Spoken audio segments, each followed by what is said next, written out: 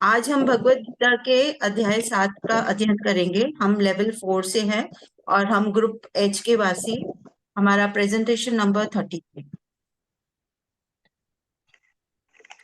ओम नमो भगवते वासुदेवाय। ओम नमो भगवते वासुदेवाय। ओम नमो भगवते वासुदेवाय।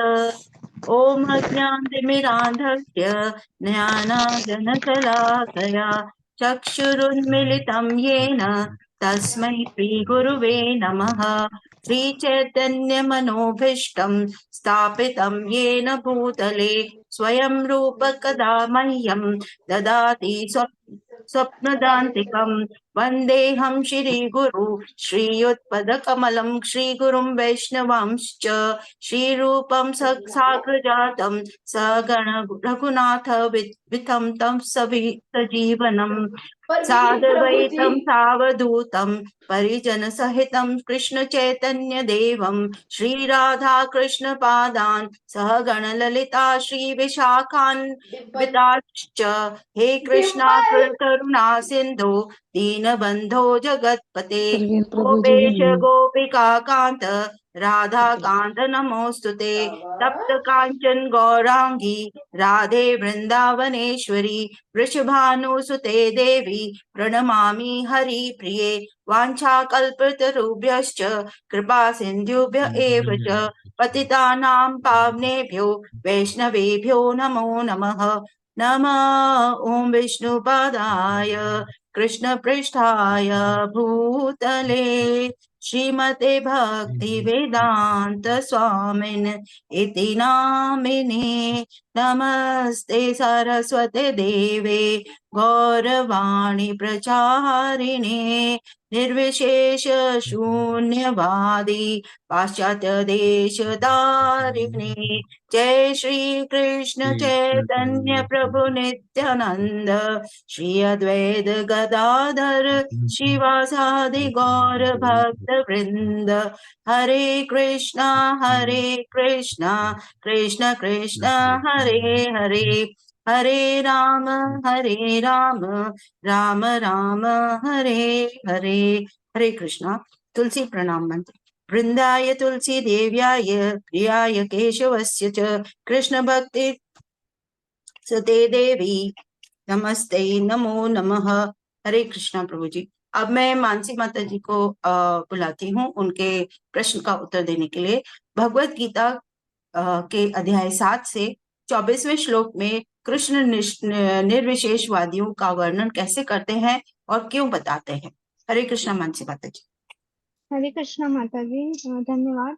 यहाँ पे अगर हम देखेंगे कि यहाँ पे दो क्वेश्चन किया गया है कि भगवान कृष्ण जो है वो निर्विशेषवादियों का वर्णन कैसे करते हैं और क्यों बताते हैं। तो अगर हम इस पे ध्यान दें कि भगवान कृष्ण निर्विशेषवादियों का वर्णन क्यों बताते हैं, तो यहाँ पे हमें बताया गया है कि जो लोग देवताओं के उपासक है, जो देवता की पूजा करते हैं, उन्हें अल्पज्ञ कहा गया है। और भगवान कृष्ण हमें बताते हैं कि जो कम बुद्धि वाले हैं वहां पे निर्विशेषवादी उनसे भी अल्पज्ञ होते हैं। जो भगवान देवताओं की पूजा करते हैं वो कम बुद्धि वाले अल्पज्ञ तो होते हैं, पर जो निर्विशेषवादी होते हैं वो उनसे भी ज्यादा अल्पज्ञ होते हैं। और यहाँ पे बताया गया है कि भगवान कृष्ण अपने व्यक्तिगत रूप में यहाँ पे अर्जुन को अपने सामने रख के उन्हें सामने अर्जुन के सामने बोल रहे हैं। फिर भी अज्ञानता के कारण जो निर्विशेषवादी तर्क करते हैं कि भगवान परम भगवान का कोई अस्तित्व नहीं है, इसलिए भगवान यहाँ पे निर्विशेषवादियों का वर्णन किया है। अगर हम इस पे ध्यान दें कि जो हम लोग का 7वें अध्याय का 24वां श्लोक है, वहां पे भगवान किस तरीके से और कैसे निर्विशेषवादियों का वर्णन कर रहे हैं। तो यहाँ पे जो रामानुजाचार्य के शिष्य थे, जो रामानुजाचार्य के शिष्य और यमुनाचार्य जो एक महान भक्त थे, वो निर्विशेषवादियों का वर्णन उन्होंने भी किया है। उनके संदर्भ में उन्होंने दो उपयुक्त छंद लिखे हैं। वे कहते हैं कि मेरे प्रिय भगवान व्यासदेव और नारद जैसे भक्त आपको भगवान के व्यक्तित्व के रूप में जानते हैं। विभिन्न वैदिक साहित्य को समझने से कोई आपकी विशेषताओं, आपके रूप आपके स्वरूप, आपकी गतिविधियों को जान सकता है और इस प्रकार कोई ये समझ सकता है कि आप भगवान हैं और आप ही सर्वोच्च व्यक्तित्व हैं। लेकिन जो लोग रजो और तमोगुण में हैं, राक्षस और अभक्त, आपको नहीं समझ सकते। वे आपको समझने में असमर्थ हैं और ऐसे अभक्त वेदांत, उपनिषद और अन्य वैदिक चर्चा करने में कितने भी विशेषज्ञ हो क्यों ना हो, और ये साहित्य में उनके भगवान के व्यक्तित्व को समझना, उन्हें भगवान के व्यक्तित्व को समझना असंभव है। यहाँ पे अगर हम आगे देखेंगे तो ब्रह्म संहिता में कहा गया है कि भगवान के व्यक्तित्व को केवल वेदांत साहित्य के अध्ययन से नहीं समझा जा सकता। जो वेदांत में लगे हुए हैं वो सच्चे कृष्ण चेतना के बिना वैदिक साहित्य पर चिंतन करते हैं और उनके लिए ईश्वर की व्यक्तिगत प्रकृति को समझना संभव नहीं है। यहाँ तक कि जो आधुनिक निर्विशेषवादी हैं, वो भी जो कम बुद्धि वाले हैं, वो जो पूर्ववर्ती शंकराचार्य हैं उनका भी अनुसरण नहीं करते हैं, जिन्होंने ये बताया था कि विशेष रूप से भगवान कृष्ण ही सर्वोच्च व्यक्ति हैं। इसलिए निर्विशेषवादी सर्वोच्च सत्य को ना जानते हुए कृष्ण को केवल देवकी और वासुदेव का पुत्र और एक राजकुमार और एक शक्तिशाली जीवित इकाई मानते हैं। जो अभक्त निर्विशेषवादी होते हैं वो सोचते हैं कि कृष्ण का शरीर इस भौतिक प्रकृति से बना है और उनकी सभी गतिविधियां, उनका रूप और सब कुछ माया है। ये निर्विशेषवादी मायावादी कहलाते हैं और वे अंतिम सत्य को नहीं जान पाते और जानते नहीं है। अगर हम दूसरा जो क्वेश्चन है उस पे जाए तो हम पे कहा क्वेश्चन दिया है कि भगवत गीता 7वें अध्याय के 25वें श्लोक और तात्पर्य के संदर्भ में बताए कि 5000 साल पहले पृथ्वी पर मौजूद होने पर भी कुछ लोग यह नहीं समझ पाए कि कृष्ण कौन है।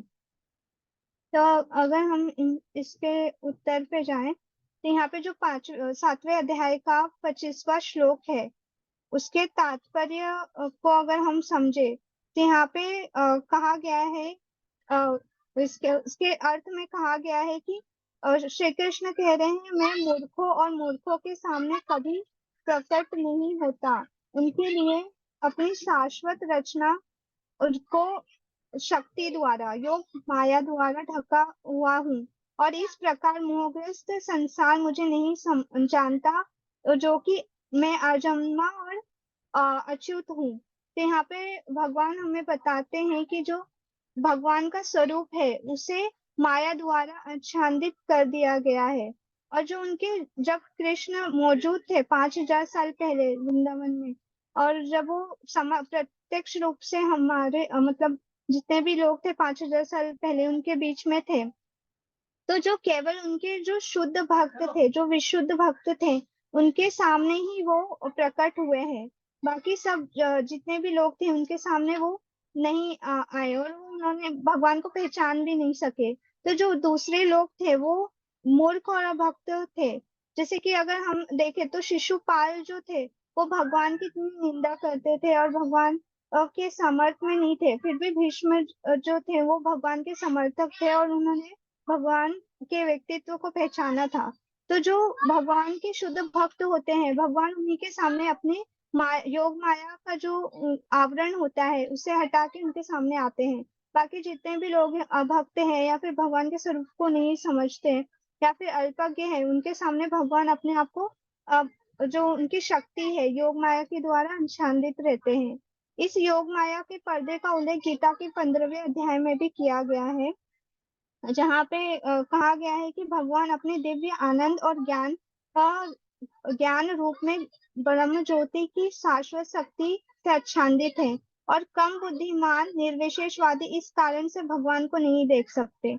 इसके अलावा अगर हम श्रीमद् भागवतम में जाए तो वहां पे कुंती महारानी की जो प्रार्थना की गई है, वहां पे कुंती महारानी कहती हैं कि हे भगवान, आप संपूर्ण ब्रह्मांड के पालन करता है और आपकी भक्ति करना सर्वोच्च धार्मिक सिद्धांत है।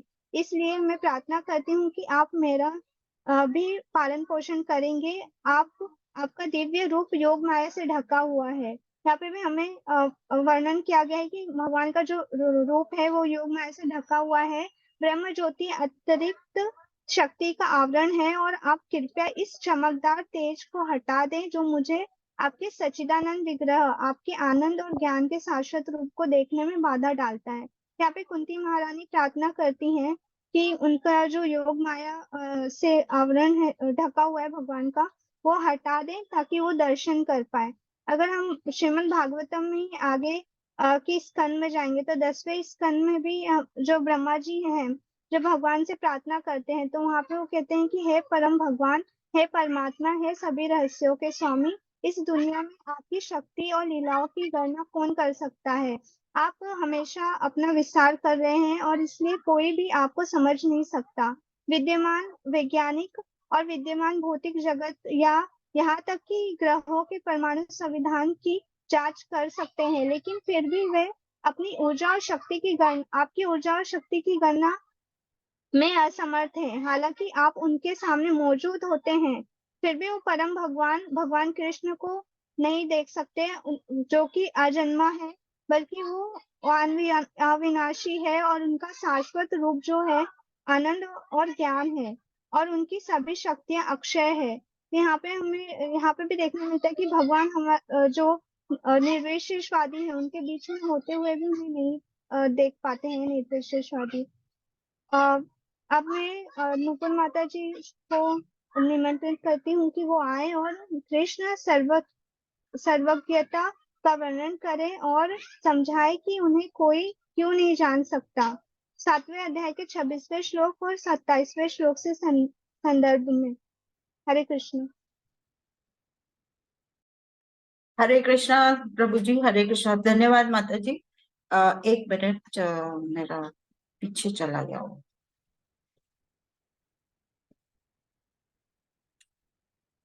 माता जी, डिम्पल माता जी ज्वाइन नहीं कर पा रहे हैं, मेरे बाद उनका है। माता जी आए हुए हैं। माता जी हाँ, ज्वाइन कर लो। अच्छा ठीक है, ओके, ठीक है। एक मिनट, मैं किधर चला गया।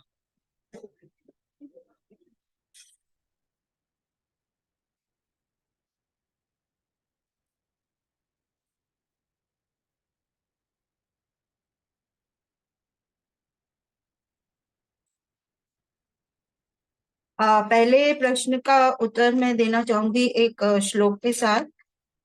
वेदाहं समतीतानि वर्तमानानि चार्जुन, भविष्यानि च भूतानि माम तु वेद न कश्चन। इसमें भगवान हमें बताते हैं कि हम जो अर्थ बताते हैं कि हे अर्जुन, श्री भगवान होने के नाते मैं जो कुछ भूतकाल में घटित हो चुका है, जो वर्तमान में घटित हो रहा है और जो आगे होने वाला है, वह सब कुछ जानता हूँ। मैं समस्त जीवों को भी जानता हूँ, किंतु मुझे नहीं, कोई नहीं जानता। इसमें दो प्रकार के पॉइंट्स हम ले सकते हैं। एक, भगवान का मानव स्वरूप। यहाँ भगवान को यदि हम एक मानव स्वरूप में मानते हैं तो उन्हें जीवात्मा की भांति शरीर बदलना पड़ता, जैसे कि हम इस चित्र में देख सकते हैं, और विगत जीवन के विषय में उन्हें सब कुछ विस्मरण हो जाता। जैसे एक भौतिकतावादी अपने पिछले जन्म के बारे में याद नहीं रख सकता। दूसरे पॉइंट में ये देख सकते हैं, कृष्ण प्रत्येक जीव के को जानते हैं, क्योंकि वे सभी जीवों के हृदय में परमात्मा स्वरूप स्थित हैं। इस चित्र में हम देख सकते हैं श्री कृष्ण एक शरीर श्री कृष्ण एक शरीर दिव्य और अनश्वर है। कृष्ण भावनामृत के बिना मायावादी भगवान श्री कृष्ण को नहीं समझ सकते। दूसरे, हरे कृष्णा माता जी, दूसरा श्लोक जो 27वां श्लोक है, उसका ये है कि इच्छा द्वेष समुत्थेन द्वंद्व मोहेन भारत सर्वभूतानि सम्मोहम सर्गे यान्ति परन्तप। इसमें अर्थ यह है कि हे भरतवंशी, हे शत्रु विजेता, समस्त जीव जन्म लेकर इच्छा तथा घृणा से उत्पन्न द्वंद्वों से मोहग्रस्त होकर मोह को प्राप्त होते हैं। यहाँ पर हम समझ सकते हैं कि भगवान अतरंगा शक्ति से प्रकट होते हैं, पर जो द्वंद्व तथा अज्ञानता के कारण मोहग्रस्त हैं, वह यह सोचते हैं कि भगवान भौतिक अपरा शक्तियों द्वारा उत्पन्न होते हैं। ऐसे मोहग्रस्त व्यक्ति निपट मूर्ख हैं और हमेशा मैं की भाषा में पड़े रहते हैं, इसी कारण भगवान को नहीं समझ सकते। भगवान श्री कृष्ण अपने भक्तों को और भगवत गीता जैसे ग्रंथ द्वारा अपने बारे में कुछ विवरण प्रकट करते हैं, परंतु उनके लिए दिव्य स्वरूप का पूर्ण ज्ञान मानव के समझ से बाहर है। इन्हीं कारणों से हम श्री कृष्ण को नहीं समझ सकते। इस पिक्चर में भी हम देख सकते हैं ये बात। अब मेरा दूसरा प्रश्न है माता जी, अध्याय 7 से 7वें श्लोक और तात्पर्य के संबंध में मायावाद सिद्धांत का खंडन करते हुए तर्क दें। इसमें एक श्लोक आएगा, मत्त परतरम नान्य किंचित तदस्ति धनंजय मयि सर्वमिदं प्रोतम सूत्रे मणिगणा इव। इसका मतलब है, हे धनंजय, मुझसे श्रेष्ठ कोई सत्य नहीं है। जिस प्रकार मोती धागे में गुथे रहते हैं, उसी प्रकार सब कुछ मुझ पर ही आश्रित है। ब्रह्म संहिता में भी पुष्टि हुई है, ईश्वरः परमः कृष्ण सच्चिदानंद विग्रह। इसका अर्थ है परम सत्य श्री भगवान श्री कृष्ण ही हैं, जो आदि पुरुष हैं, जो समस्त कारणों के कारण हैं। श्री भगवान से बढ़कर कोई सत्य नहीं, क्योंकि ये श्रेष्ठम है। वे सूक्ष्म से सूक्ष्मतर हैं और महान से भी महानतर हैं। वे मूक वृक्ष के समान स्थित है और दिव्य आकाश को प्रकाशित करते हैं। जिस प्रकार वृक्ष अपनी जड़ों को फैलाता है, वह भी अपनी विस्तृत शक्तियों का प्रसार करते हैं। इससे हम समझ सकते हैं कि मायावाद तर्क हमेशा करेंगे कि भगवान नश्वर हैं और कुछ कारणों से उन्हें भौतिकता का प्रतीक मानते हैं। हरे कृष्णा। अब मैं डिम्पल माता जी को अपने प्रश्न का उत्तर देने को कहूंगी। अध्याय 7 से 4 और 12 छंदों और अभिप्रायों के संदर्भ में 3 उदाहरण दीजिए कि कृष्ण को उनकी भौतिक और आध्यात्मिक ऊर्जा के माध्यम से कैसे समझा जा सकता है, और व्यक्तिगत या उपदेशात्मक अनुप्रयोग के लिए उनकी प्रासंगिकता पर चर्चा करें। हरे कृष्णा माता जी। धन्यवाद माता जी। हरे कृष्ण प्रभु जी। हरे कृष्ण सभी को। जैसे कि मेरा जो पहला प्रश्न है, उसमें भगवान श्री कृष्ण में मन, बुद्धि और अहंकार के साथ साथ 5 स्थूल तत्व भी शामिल हैं, जो उनकी भौतिक ऊर्जा की विभिन्न अभिव्यक्तियां हैं। ये सभी 8 तत्व और भौतिक ऊर्जा माया के ही अंश हैं, जो अपनी एक और श्रेष्ठ ऊर्जा का वर्णन करता है। आत्मा, ऊर्जा, पृथ्वी, जल, अग्नि, वायु, आकाश और मन। बुद्धि और अहंकार ये मेरी भौतिक ऊर्जा के 8 घटक हैं। श्री कृष्ण बताते हैं कि 8 गुना प्रकृति से परे भौतिक ऊर्जा, जिसे वह अपर कहते हैं, वहां एक और अस्तित्व है, जो कहीं अधिक श्रेष्ठ और निर्जीव पदार्थों की तुलना में वह ऊर्जा पूर्णतः परलौकिक है। यह उनकी अत्यात्मिक ऊर्जा जीव शक्ति है, जिन्हें दुनिया की सभी जीवित आत्माएं शामिल हैं। यह भौतिक विज्ञान की अध्यात्मा से आध्यात्मिक क्षेत्र की ओर बढ़ गए हैं। आत्मा ही ईश्वर कैसे हो सकती है? तो ईश्वर सबसे शक्तिशाली है और माया उनकी सहायक शक्ति है। आत्माएं सदैव प्रबल होती है। माया, तो क्या माया भगवान से भी अधिक शक्तिशाली है? व्यक्तिगत आत्मा सदैव है, अज्ञानता और दुख से जकड़ा हुआ। इसे संतों और धर्म ग्रंथों से लगातार याद दिलाने की जरूरत है, यहाँ तक कि इनके अस्तित्व और उद्देश्य के बारे में भी ईश्वर को संग्रह और अज्ञान की युक्ता आत्मा कैसे मना मतलब जा सकता है। तो वेद बार बार कहते हैं कि ईश्वर इस संसार की और उसे परे सर्वव्यापी है। इस प्रकार व्यक्तिगत आत्माएं को वह भी किसी भी समय मौजूद रहने का समझ होता है। हमारी जैसे जो ग्रह पर जैसे इनका आदि का अनंत है, वह केवल अपना विमृत प्रकाश है, और वह भगवान उनकी अनुपम महिमा अनंत और उनके परे है। हरे कृष्णा। अब मैं अपना जो दूसरा प्रश्न है, 7.8 से 12 श्लोकों के तात्पर्यों के संघर्ष पर चर्चा करें कि हर जगह कृष्ण को देखने से आपको वैष्णव और सामान्य रूप से लोगों के साथ संबंध बनाए रखने में कैसे मदद मिलती है। हरे कृष्णा। अब जो इसका दूसरा प्रश्न का आंसर है वो है कि हे कृष्ण जी, बच्चे सामान्य लोगों के संबंध आप बनाने के लिए से हे कुंती पुत्र, मैं ही जल का स्वाद हूँ, सूर्य और चंद्रमा का प्रकाश हूँ, मैं वैदिक मंत्रों का पवित्र अक्षर ओम हूँ, मैं ही अंतरिक्ष की ध्वनि हूँ और मैं ही मनुष्य का समर्थक हूँ। यह कहने के पश्चात कि वह जो भी कुछ दिखाई देता है वह मूल और आधार है। श्री कृष्ण, जब हम फलों का सेवन करते हैं तब हमें अपनी मिठास से उनके शक्कर होने का आभास होता है। उसी प्रकार से श्री कृष्ण अपनी शक्तियों की सभी परिवर्तित रूपों से व्यापक रहते हैं। इसलिए वे कहते हैं कि मैं ही जल हूँ, मैं ही जल में स्वाद हूँ, मैं ही पृथ्वी की शुद्ध सुगंध हूँ और अग्नि का दमन हूँ, मैं सभी प्राणियों में जीवित शक्ति हूँ और मैं ही तप शक्तियों का तप हूँ। भगवान कहते हैं कि वह तपस्वियों के लिए उनका समर्थ है। पृथ्वी पर वह सुगंध है जो कि मूल गुण है और अग्नि में प्रकाश की ज्योति है। हे अर्जुन, यह समझो कि मैं उसी प्राणियों का आदि बीज हूँ, मैं बुद्धिमानों का बुद्धि और तेजस्वियों का तेज हूँ।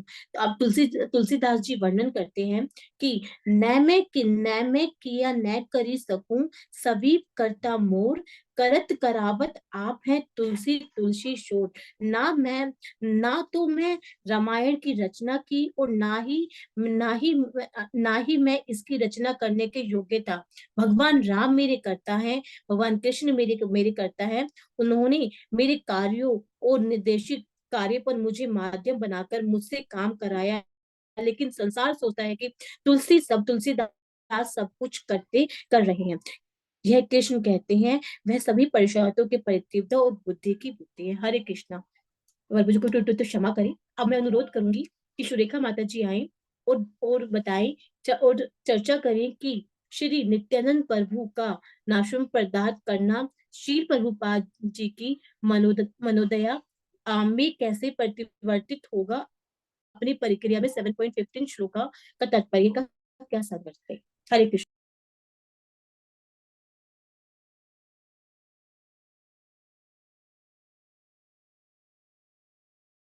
सुरेखा माता जी, हरे कृष्णा। हरे कृष्णा सभी को। हरे कृष्णा प्रभु जी। हाँ जी, भगवत गीता में कहा गया है कि श्री भगवान के चरण कमलों की शरण ग्रहण करने से मनुष्य प्रकृति के कठोर नियमों को लांघ सकता है।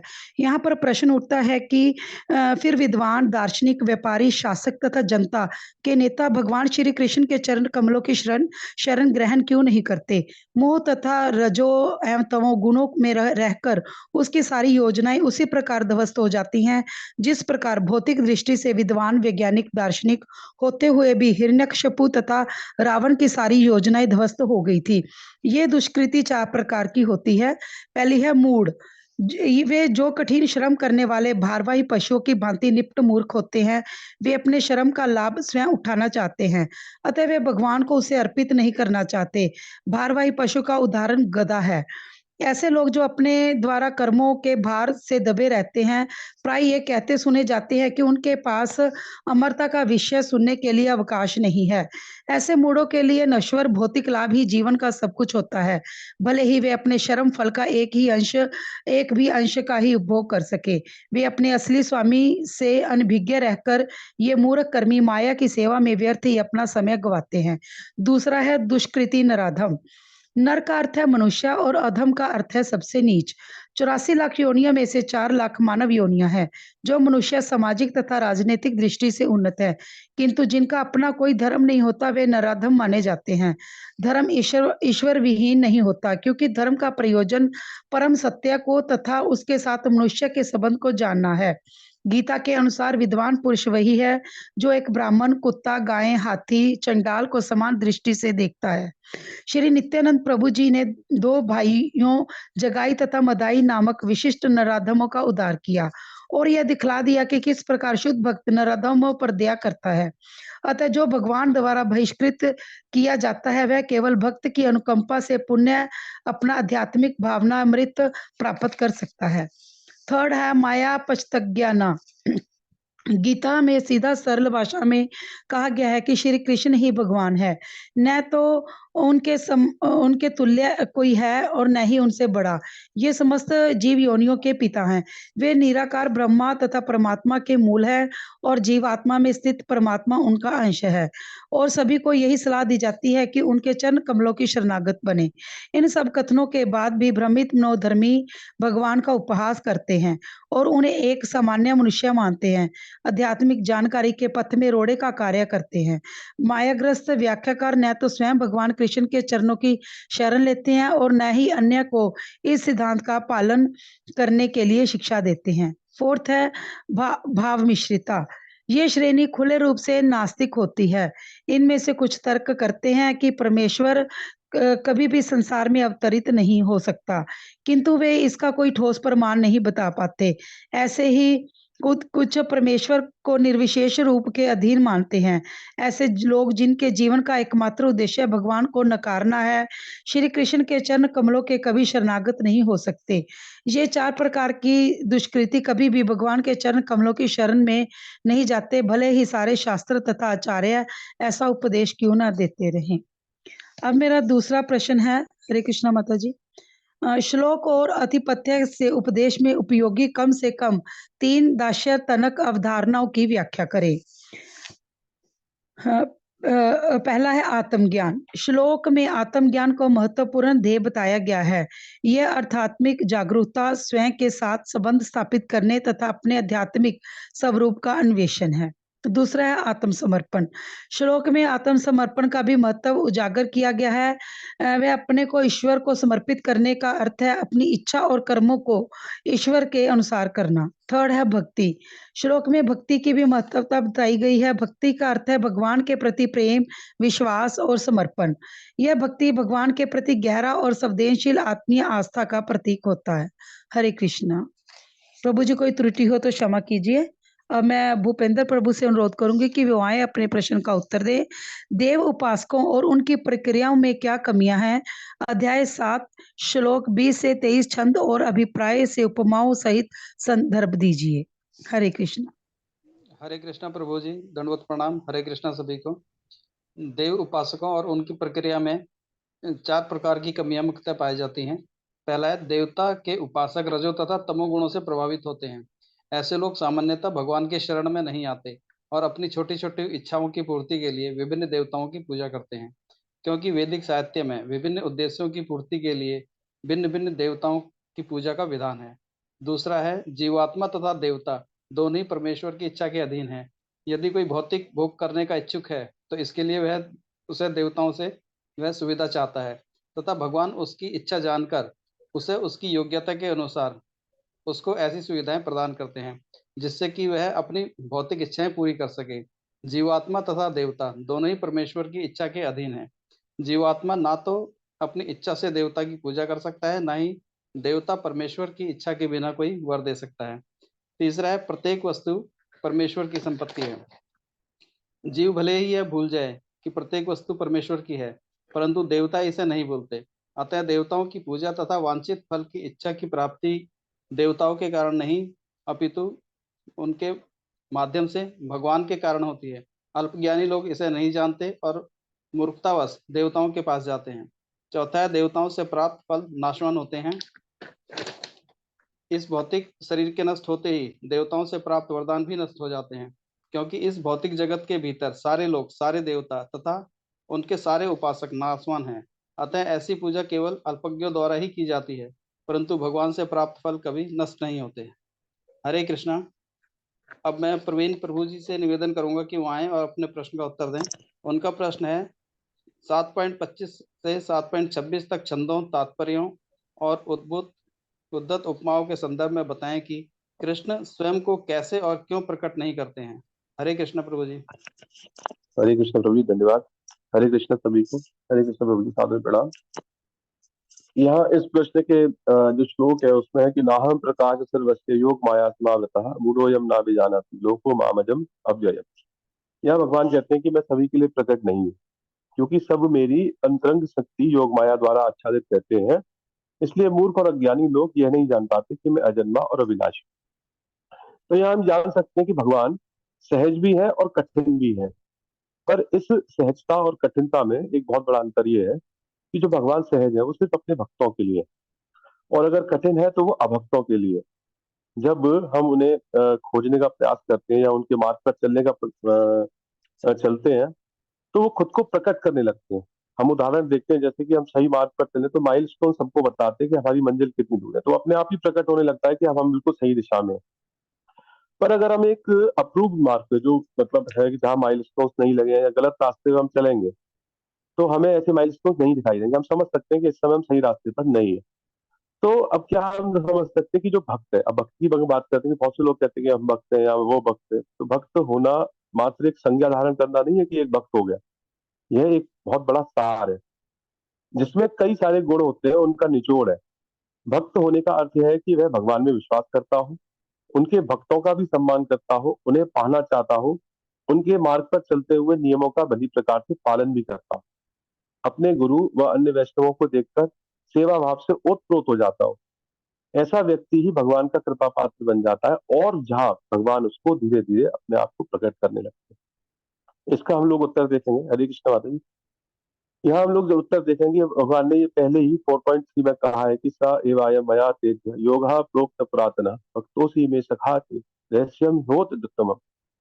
इसमें बताया कि वह उसे क्यों स्वयं के बारे में बता रहे हैं। उन्होंने स्पष्ट कहा कि क्योंकि तुम मेरे भक्त हो और सखा हो, इसलिए ही मैं तुम्हें ये ज्ञान दे रहा हूँ। यहाँ बता सकते हैं कि भगवान कब और किस स्थिति में और किसको प्रकट करने लगते हैं। हरे कृष्ण माता जी। अब मेरा अगला प्रश्न है 7.25 और 26 के बीच संबंध स्पष्ट करें कि छंदों और तात्पर्यों के संदर्भ में इसके दार्शनिक महत्व पर चर्चा करें। तो यहाँ अगला जो श्लोक है वो है वेदाहम समतीतानि वर्तमानी चार्जुन भविष्याणि च भूतानि माम तो वेदन कश्चन।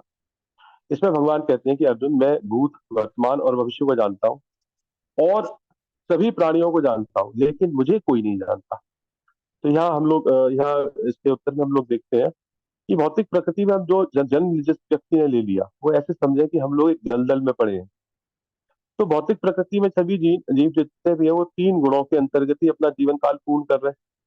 इन 3 गुणों का जो विकास है व्यक्ति की वृत्तियों पर निर्भर करता है कि हमारी कैसी वृत्ति है, उस हिसाब से हम लोग गुण में रहते हैं और धीरे धीरे हम उन कैसी वृत्तियों को अपने सुधार कर पा रहे हैं, किस तरह से हम आगे बढ़ते हैं। तो इन वृत्तियों का जो सीधा संबंध है वो कैसे है कि हमारे अंदर कितना काम, क्रोध, मोह, लोभ, मत्सर ऐसे गुण हैं।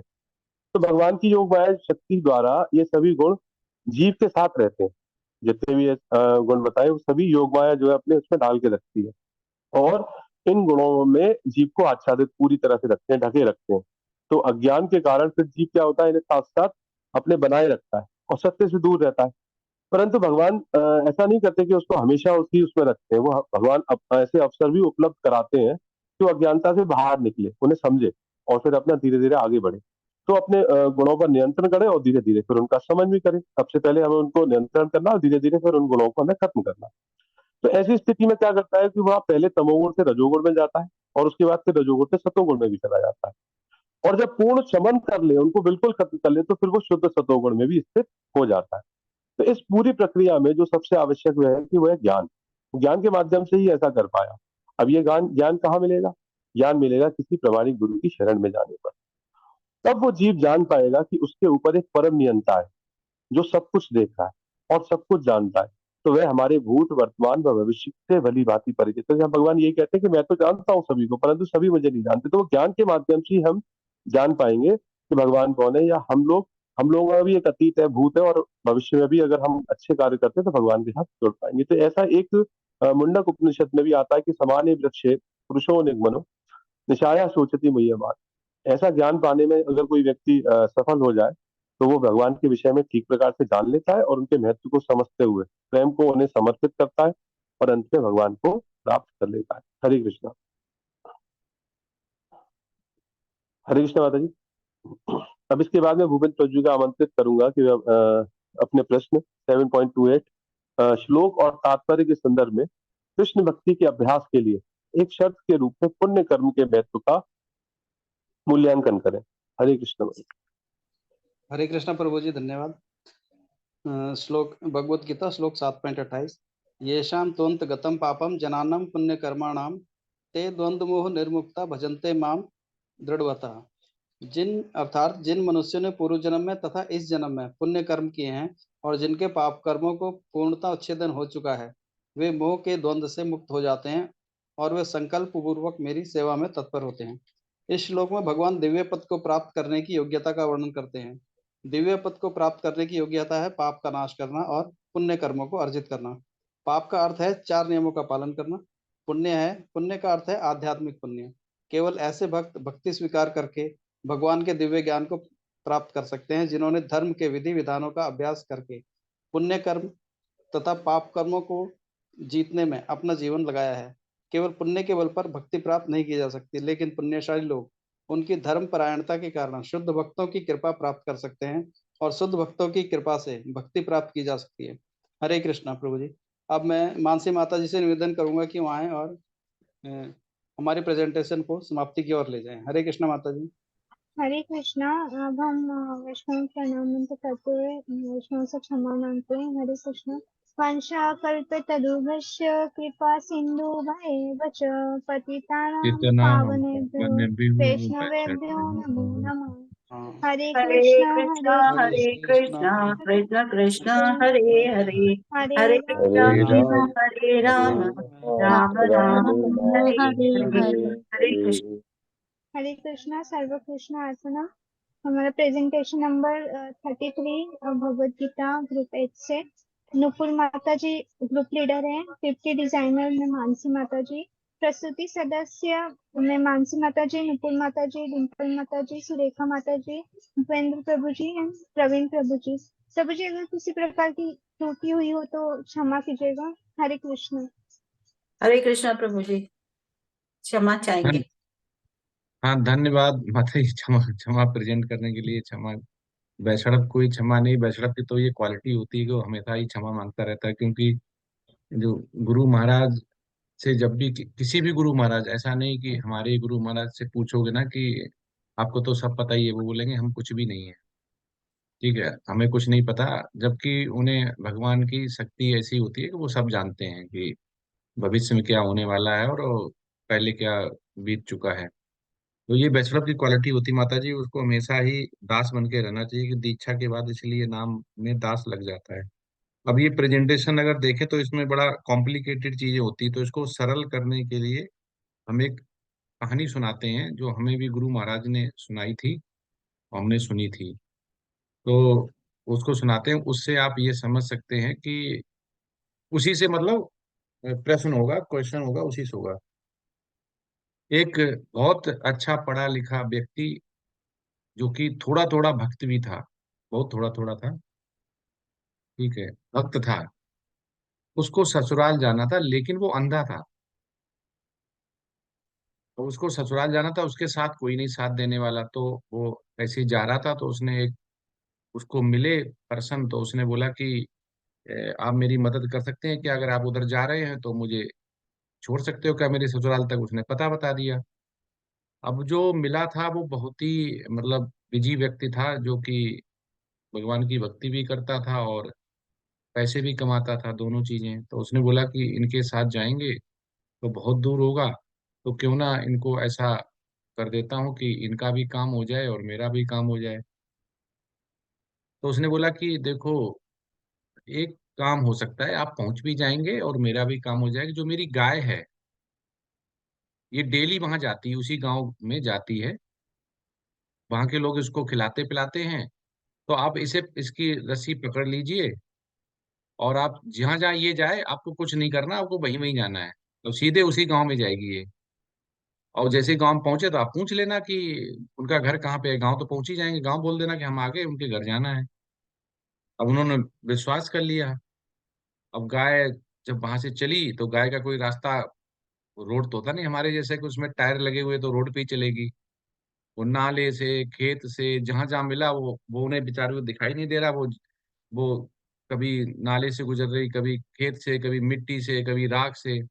वो कभी तेज दौड़ रही तो गिर पड़ रहे हैं, वो घसीट दे रही है। तो ऐसा करते करते अल्टीमेट वो एक गांव में पहुंचे। तो उन्होंने पूछा कि मुझे यहाँ जाना है, कौन सा गांव है? तो उन्होंने बोला कि गांव तो यही है। तो बोले किसके घर जाना है? उसके घर जाना। वो पहुंचे तो उन्होंने, जो ससुर थे, उनसे दरवाजे पे मिले तो उन्होंने पूछा कि कौन हो, तो उन्होंने बोला कि हम ऐसे से आए। ससुर बोले क्या पागल आदमी है जो इतना गंदा हो गया है, जिसे बोला नहीं जा रहा है, पूरा पहचान में नहीं आ रहा है, कि वो छिलछिला गया था। और कभी उसने, हमारे दामाद ने ऐसा किया ही नहीं है कि वो गाय को ये बता के ला रहा है कि गाय के द्वारा मैं रास्ता देख के आया। उन्होंने पागल आदमी होगा, ये बोल रहा है कि गाय मुझे लेके आई है। तो ये पूरी स्टोरी इतनी ही सुनाई गई थी, और उसके जो ससुर है उसने पहचानने से मना कर दिया, मतलब इतना आवभगत नहीं कि टाल दिया कि लोग क्या कहेंगे कि ऐसा दामाद है जो गाय गाय को ये बता रहा है कि इसने रास्ता बताया, मैं यहाँ आया, और ये खुद नहीं देख रहा कि कैसा हो गया है। अब इससे प्रश्न ये बनता है कि इस स्टोरी से, आज के चैप्टर से आप लिंक करके समझे क्या है?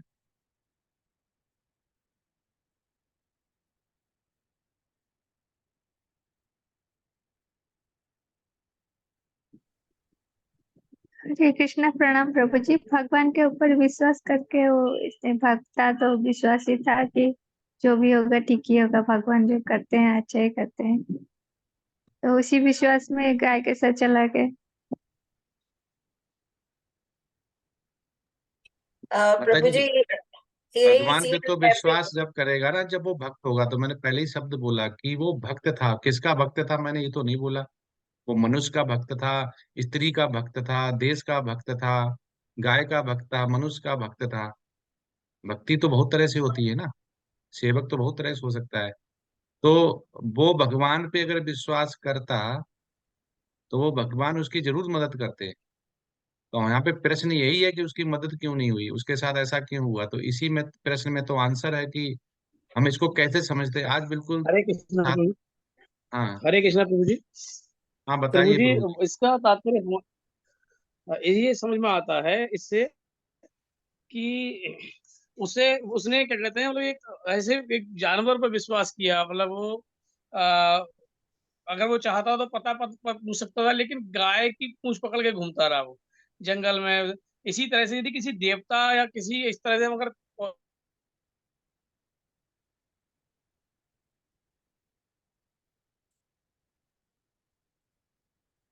प्रभु जी, आपकी आवाज मुझे तो सुनाई नहीं दे रही है। हरे कृष्णा। हाँ जी प्रभु जी, उनका नेटवर्क इशू है। प्रभु जी, मुझे लगता है कि जैसे वो भक्त है, हमें ये तो पता है, पर भक्त को भी विश्वास जो करना चाहिए, एक तो गुरु पे करना चाहिए, दूसरा साधु और शास्त्र पे विश्वास करना चाहिए, जैसे बताया गया है।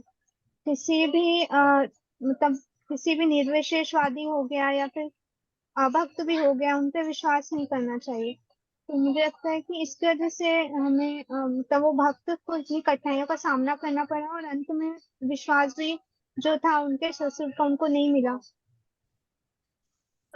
हरे कृष्ण प्रभु जी, इसमें अज्ञानता की भी भावना आती है कि उन्होंने ज्ञान प्राप्त नहीं किया कि मैं सही राह पे जा पाऊंगा कि नहीं। उनका प्रॉपर ज्ञान नहीं मिला उस बात का, और उन्होंने उस चीज को ट्राई भी नहीं किया कि मैं प्रॉपर उसका ज्ञान लूं कि हाँ मैं सही जा रहा हूँ, राह पे चल रहा हूँ कि नहीं। अज्ञानता में वो चले गए। हरे कृष्ण प्रभु जी। यस माता जी। हमें गुरु करना है, लेकिन जो परंपरा से आ रहे ऑथेंटिक है उनको फॉलो करना है, तभी हम सही जगह सही तरीके से पहुंच सकते हैं। किसी को भी गुरु बना के उनकी मार्ग पे चलना अच्छी बात नहीं है। उससे सही रिजल्ट भी नहीं मिलेगी, सही भक्ति भी नहीं मिलेगी, और हम कभी कृष्ण लोग पहुंच ही नहीं पाएंगे। हाँ, यस माता जी, धन्यवाद। बिल्कुल सही आंसर बताया माता जी ने। तो माता जी ने जो आंसर बताया यही है कि उससे हमें सीख क्या मिलती है कि अगर हमने गुरु जो कि प्रमाणिक नहीं है, बोनाफाइड स्पिरिचुअल मास्टर नहीं, तो हमें कहाँ लेके जाएगी, हमारी ऐसी दुर्दशा कर देगा कि हम चाहे वो निर्विशेषवादी बन के, अभक्त बन के, असुर बन के कहीं भी पहुंचे, तो भगवान तो छोड़ो, हमें तो वो जो कहते हैं ना ब्रह्म ज्योति, वही पहचानने से मना कर देगा कि कौन हो कहाँ। तो इसमें गिरने का बहुत डर रहता है। तो इसमें जो कहानी है उससे यही मिलता है कि अगर हमने गुरु स्पिरिचुअल मास्टर जो है बोनाफाइड, वो गुरु शिष्य परंपरा में नहीं है, तो हम कुछ नहीं कर सकते हैं। तो हमें अगर सही रास्ते पे जाना, जैसे गाय को उसने लिया। तो इसका मतलब क्या हुआ, उन्होंने उसको केवल काम चलाने के लिए कर दिया, अपना ज्ञान नहीं दिया, अपने साथ चले जाते। तो क्या होता है यहाँ पे, जब गुरु होता है तो वो साथ देता है, और जो गुरु होता है वो गुरु सर शिष्य परंपरा में होता है, तो वो पूरा साथ देता है, अपनी नॉलेज देता है, अपना ज्ञान देता है और उसको भक्ति के मार्ग पे लगाता है। नहीं तो जो गुरु नहीं है वो ऐसे ही अपने सहयोगी से, अपने असिस्टेंट से बोल के बोला इनका मार्गदर्शन कर दो, तो मार्गदर्शन वो कर देता है। जब गुरु को ही कुछ नहीं आता है, जो बोनाफाइड नहीं है, तो वो नीचे असिस्टेंट क्या करेंगे। तो आज का जो था उससे यही पता चलता है, निर्विशेषवादी हो गए, मायावादी हो गए, जो भक्त नहीं है, उनका हाल यही होता है जैसे इस स्टोरी से हुआ है। तो हमें माया की सेवा नहीं करनी है, हमें भगवान की सेवा करनी है। और हमें केवल जो स्पिरिचुअल मास्टर बोनाफाइड है उनके द्वारा ही शास्त्रों को, वेदों को, भगवत गीता और श्रीमद् भागवतम को सुनना है। अब दूसरा इससे ये आता है कि अगर हम ये समझें कि जो, एक तो ये स्टोरी से समझ में आ गया कि हमारा हाल वैसा ना हो कि हम भगवत धाम पहुंचे और वहां पहचाने जाएं, तो हमें बोनाफाइड स्पिरिचुअल मास्टर के द्वारा जाना चाहिए। हमें अंधे नहीं हो जाना चाहिए, किसी को भी पकड़ लें। क्योंकि हम जब स्कूल चुनते हैं बच्चे के लिए, अपने लिए, तो पूछते हैं कि स्कूल की रैंक क्या है, स्कूल अच्छा है या खराब है, वहां तो हम बहुत देखते हैं। लेकिन जब एक स्पिरिचुअल मास्टर चुनते हैं तो हमें ये शौक लगता है कि हम दीक्षित होने जा रहे हैं, हमने एक गुरु रखा हुआ है। तो गुरु कोई फैशन नहीं है। प्रभुपाद कहते हैं कि गुरु रखा हुआ है, हम दास हैं, हमारा ये नाम है, अब हमारी दीक्षा हो गई, यही चाहिए, तब काम खत्म हो गया, आप केवल 4 प्रिंसिपल और माला जपेंगे और आराम से तिलक लगा के कंठी वाले सबको दिखाएंगे कि अब हम दीक्षित हो गए, बस जो मिलना था मिल गया, सेवा नहीं करेंगे, कुछ नहीं करेंगे, मंदिर से कनेक्ट नहीं रहेंगे। तो ये इसका दूसरा तरीका होता है भगवान से पीछे हटने का। अब इसमें दूसरा जो प्रश्न आता है कि अगर कृष्ण जो हैं वो सर्वोच्च हैं, परमेश्वर हैं, तो उनकी शक्तियां होती हैं, ठीक है, तो उनकी कितनी शक्तियां होती हैं, और जो अतरंगा शक्ति होती है उसके अंदर अगर शक्ति देखें तो उसकी शक्ति के कितने भाग होते हैं, कितनी तरह से उसे समझ सकते हैं। ठीक है, भगवान की कितनी शक्तियां हैं और उनकी शक्तियों के अलग अलग तत्व कितने हैं, और जो अतरंगा शक्ति है उसको हम किसी उदाहरण से कैसे समझ सकते हैं, ये प्रश्न है।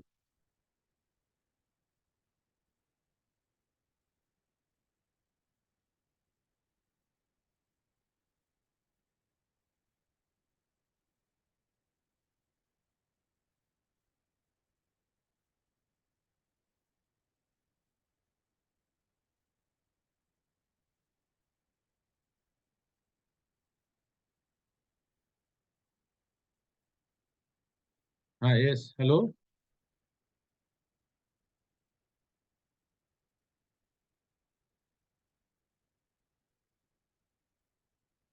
आवाज जा रही है मेरी? यस प्रभु जी, हरे कृष्ण। प्रभु जी। हाँ, सभी स्टिल हो गया ना, सभी रुक सा गया, थम सा गया, जैसे भगवान नहीं रोक देता है वैसे। ये युद्ध में उन्होंने वो रोक दिया था, सारा थम सा गया जब गीता का उपदेश दिया था।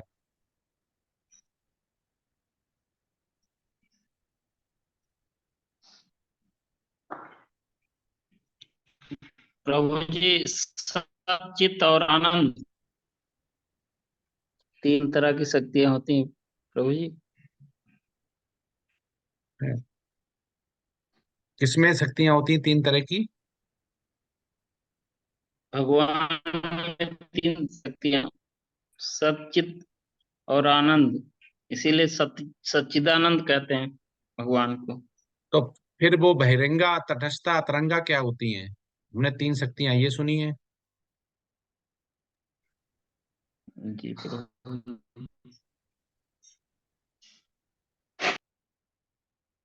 ऐसा करते, पार्क करते हैं इसको, फिर बाद में हम लोग क्वेश्चन आंसर करते हैं, सेकंड प्रेजेंटेशन ले लेते हैं।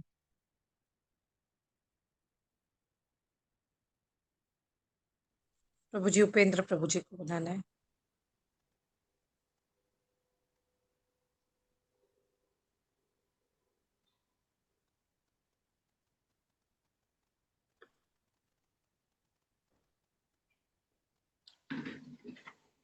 हरे कृष्णा प्रभु जी, दंडवत प्रणाम। आपकी आज्ञा तो हरे प्रभु जी कृष्ण। शुरू करें। हाँ, यस यस प्रभु जी। ठीक है प्रभु। शायद कुछ टेक्निकल वजह से मेरा वीडियो नहीं आ रहा है। हम हमारी प्रस्तुति का शुभारंभ करते हैं। ओम नमो भगवते वासुदेवाय। ओम नमो भगवते वासुदेवाय। ओम नमो भगवते वासुदेवाय। हरे कृष्ण सभी को दंडवत प्रणाम। माता जी, स्क्रीन विजिबल है ना प्रभु जी? जी जी प्रभु जी। हाँ हाँ ठीक है। ठीक है, तो सबसे पहले मैं आशा माता से अनुरोध करूंगा कि 7.28 के श्लोक के संदर्भ में उन लोगों के गुणों की व्याख्या करे जो दृढ़ संकल्प के साथ कृष्ण सेवा में संलग्न हो सकते हैं। पहचाने कौन सा गुण आवश्यक है और समझाएं क्यों। हरे कृष्ण आशा माता जी। हरे कृष्ण। धन्यवाद प्रभु जी। दृढ़ विश्वास में दृढ़ता जो है, इसका अभिप्राय ये है कि दृढ़ निश्चय का गुण दृढ़ बुद्धि से आता है। और दृढ़ बुद्धि किससे आती है? हमें शास्त्रों का अनुसरण करने से और गुरु की, वो भी कौन? प्रामाणिक गुरु की शरणागत होने से, उनके उपदेशों का पालन करने से हमें ये दृढ़ विश्वास आता है। ये और ऐसे लोग जो कि गुरु की शरणागत होते हैं, उन्हें चाहे दुनिया कितनी भी अन्यथा कोई भी बात समझाए, वो अपने पथ से विचलित नहीं होते हैं। एक दृढ़ विश्वासी जो भक्त है, उसमें क्या गुण होने चाहिए? ये हमें गीता के 12वें अध्याय के 13 और 14 जो श्लोक है, उसमें बहुत सुंदर उसका वर्णन मिलता है। उसमें बताया है, अद्वेष्टा सर्वभूतानां मैत्र करुणा एव च निर्ममो निरहंकार समदुख सुख क्षमी संतोष। और 12वें अध्याय के 14 श्लोक में बताया, संतुष्ट संतम योगी यत आत्मा दृढ़ निश्चय मैं अर्पित मनोबुद्धि यो मद भक्त समे प्रिय। अर्थात इसके आधार पर हम कहें कि जो दृढ़ निश्चय व्यक्ति होता है, वो सभी प्राणियों के प्रति क्या है? द्वेष भाव नहीं रखता। उससे क्या है? इस इच्छा और राग द्वेष से वह मुक्त होता है। क्यों? क्योंकि वह जानता है कि वह भगवान के सभी जो है भगवान के अंश है, और वो उनमें सब में परमात्मा को देखता है। इसलिए किसी से वे राग द्वेष नहीं करता, बल्कि सबके साथ मिलनसार रहता है, मिलनसार मिलकर रहता है, और वो सबका प्रिय होता है। उसके लिए अपना पराया कुछ नहीं होता। इसलिए वो मैं और मेरे में भी नहीं फंसता, यानी वो अहंकार से मुक्त होता है। वह मेरी संपत्ति है या मेरे स्त्री पुत्र हैं, मेरी पत्नी है, इन चीजों में वो इन सब से सदैव दूर रहता है। वो इतना कहते कि उसके लिए सुख या दुख हो, सर्दी या गर्मी हो, शत्रु या मित्र हो, वो सभी के लिए संभव रहता है। उसके लिए अपना पराया कोई नहीं होता। वे अपने शत्रुओं को भी आसानी से क्षमा कर देता है। क्यों? क्योंकि वे भगवान का की आराधना में लगा रहता है, सब में भगवान का दर्शन करता है। और जब वो भगवान का प्रिय है, भगवान की सेवा में लगता है, उनका दास बन के रहता है, उन्हें अपने क्या कि भगवान की शरणागत हो गया है, तो ऐसा व्यक्ति हमेशा सदैव संतुष्ट रहता है, शांत चित्त रहता है। और ऐसे वो केवल उसका कहते हैं कि भक्ति अपने आप में एक योग है। वो केवल अपने प्रभु के साथ ही अपना उनके साथ ही संबंध बनाए रखता है। भौतिक दुनिया के संबंधों से उसको कोई रुचि नहीं होती है। और वो ये भी जान पाता है कि ये वो आत्मा है, किसका? परम आत्मा यानी परमात्मा का अंश है। और इस तरह वो शरीर को शरीर न मानकर एक आत्मा हूं मैं, इस सत्य को जब जान लेता है, तो भगवान से दृढ़ता के साथ जुड़ जाता है और मन बुद्धि से भगवान कृष्ण को समर्पित हो जाता है। कहते हैं कि वो इस दुनिया में कैसे रहता है? जैसे कहते हैं कि वो भौतिक दुनिया में काम तो करता है, पर किस तरह करता है वो काम? कि वो बाहर से सब कुछ, कोई भी स्थिति आती है, प्रतिकूल परिस्थितियां आती हैं, उसके लिए एक क्या है? एक उसके लिए अवसर होता है प्रभु के निकट जाने का, और इनमें वो इस तरह स्थिर रहता है जैसे कि एक समुद्र हम देखते हैं। समुद्र जो होता है बाहर से बहुत ही उसमें हलचल होती है, हम जितना उसके सतह में जाए वो बिल्कुल शांत होता है।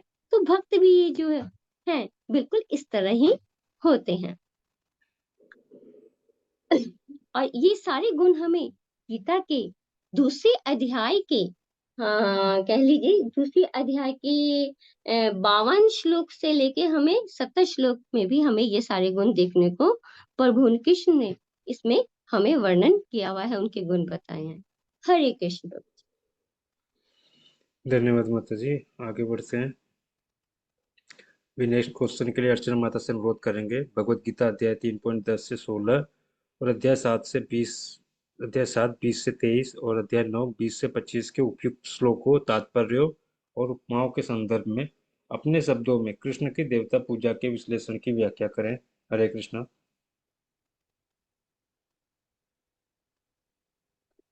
हरे कृष्णा अर्चना माता जी।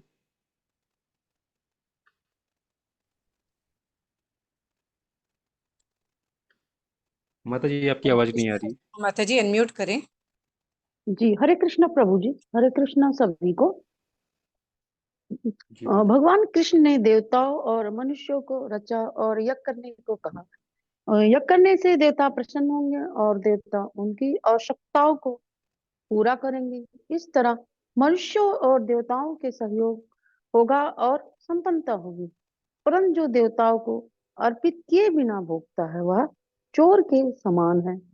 भगवान कृष्ण कहते हैं जिनकी बुद्धि भौतिक इच्छाओं में लिप्त है वह भिन्न भिन्न देवी देवताओं की पूजा करते हैं, परंतु जो जीव को जो मिलता है वह मेरे द्वारा ही प्रदान किया जाता है। देवताओं की पूजा का फल क्षणिक होता है और जब जीव का पूर्ण कर्म खत्म हो जाता है तो भौतिक जगत में वापस आ जाता है।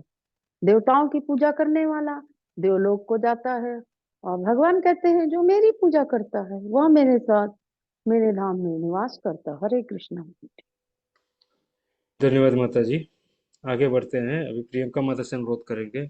आदि भूतम, आदि यज्ञ, आदि दैवम अध्यात्म शब्दों का हिंदी अर्थ थे, जैसा कि भगवत गीता 8वें अध्याय के 3 और 4 श्लोक में बताया गया है। हरे कृष्णा। हरे कृष्ण, सबको सादर प्रणाम। अक्षरं ब्रह्म परमं स्वभावोऽध्यात्ममुच्यते। भूतभावद्रवकरो विसर्गः कर्म संगितः। अधिभूतङ्क्षरो भावः पुरुषश्चाधिदैवतम्। अधियज्ञोऽहमेवात्र देहे देहभृतांवर। अध्यात्म शब्द का अर्थ है आत्मा को भगवान के साथ जोड़ना। कृष्ण भावना भावित होके भगवान के सेवा और भक्ति में लीन रहना। अधिभूतम का अर्थ है भौतिक जगत। जैसे भौतिक शरीरों को 6 अवस्थाओं से निकलना होता है, वे उत्पन्न होते हैं, बढ़ते हैं, कुछ काल तक रहते हैं, कुछ गौण पदार्थ उत्पन्न करते हैं, क्षीण होते हैं और अंत में विलुप्त हो जाते हैं।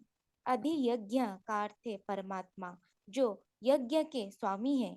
अधिदेवतम का अर्थ है अधिदेवक नामक भगवान का विराट स्वरूप जिसमें सूर्य तथा चंद्र जैसे समस्त देवता हैं। हरे कृष्ण। धन्यवाद माता जी। आगे बढ़ते हैं। दीप्ति माता से माम अनुस्मृत्य इसी वाक्यांश का अर्थ दे। हरे कृष्णा। हरे कृष्ण, सभी को सादर प्रणाम।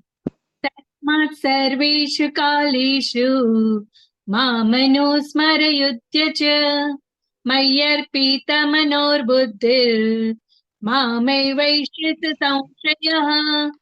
भगवत गीता के श्लोका नंबर 8.7 में भगवान कहते हैं माम का अर्थ होता है मुझको, अनुस्मर उसका अर्थ होता है स्मरण करते रहो, युद्ध का अर्थ होता है युद्ध करो, च का अर्थ होता है बी।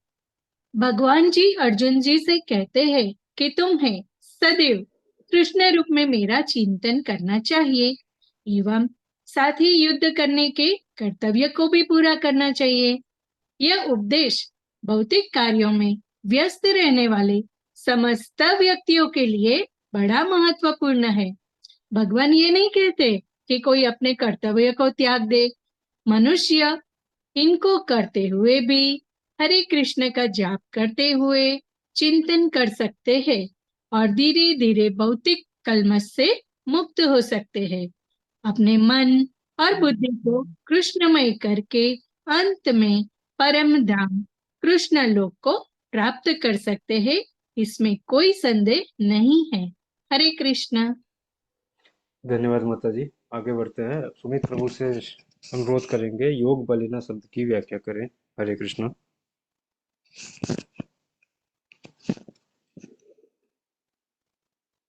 हरे कृष्ण सुमित प्रभु जी।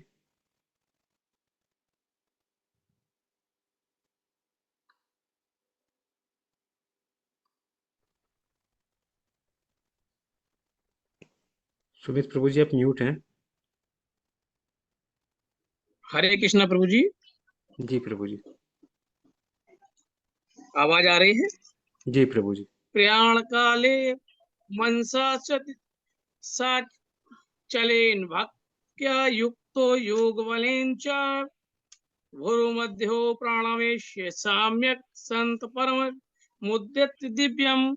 योग बलेन शब्द का अर्थ है योग शक्ति के द्वारा। योग बलेन शब्द अति विशिष्ट प्रयोग महत्वपूर्ण है, क्योंकि योग के अभाव में चाहे सचक्र योग हो या भक्ति योग, मनुष्य कभी भी मृत्यु के समय इस दिव्य अवस्था को प्राप्त नहीं होता है। कोई मृत्यु के समय परमेश्वर का ध्यान नहीं कर पाता, परंतु निरंतर कृष्णा भावना मृत में लीन होने के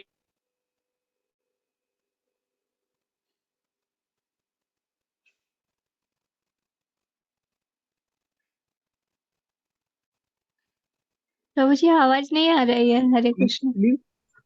हाँ, परंतु निरंतर कृष्ण भावनामृत में लीन रहने के कारण शुद्ध भक्त भगवत कृपा में मृत्यु के समय योग अभ्यास में लीन रहने के कारण शुद्ध भक्त भगवान की स्मरण कर सकता है। अतः अपने जीवन में मनुष्य को योग के माध्यम से अध्यात्म का अभ्यास करना चाहिए। हरे कृष्ण प्रभु जी। माफी चाहेंगे, बार बार नेट प्रॉब्लम हो रही थी, इसलिए कई बार आवाज कटी होगी। हरे कृष्ण प्रभु जी। धन्यवाद प्रभु जी। आगे बढ़ते हैं। रियासा माता से अनुरोध करेंगे उनका सेकंड क्वेश्चन लें। अनन्य चेता और तस्या हम सुलभ वाक्यांशों का हिंदी अर्थ दें। हरे कृष्ण आशा माता जी। हरे कृष्ण जी। धन्यवाद प्रभु जी। स्लाइड धन्यवाद हो गई। अन्य चेता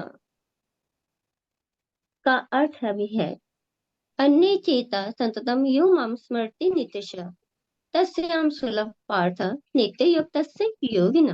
कृष्ण भगवान कहते हैं, हे अर्जुन, जो अनन्य भाव से निरंतर मेरा स्मरण करता है उसके लिए मैं सुलभ हूँ, क्योंकि वह मेरी भक्ति में प्रवृत्त रहता है।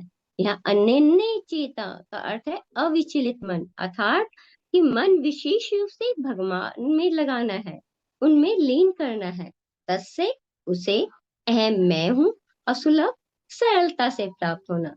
कहते हैं कि भक्ति बहुत ही कठिन है कहा जाता है, किंतु भगवान ने इस श्लोका के माध्यम से बताया कि भक्ति बहुत ही सरल है।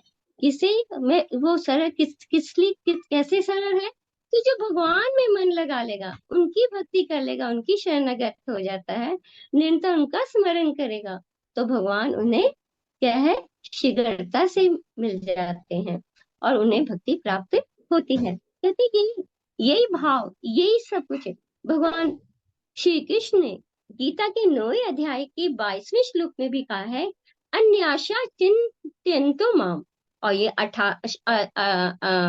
गीता के 18वें अध्याय के 62 श्लोक में भी ये बात कही गई है कि तम एम शरणम गच्छः।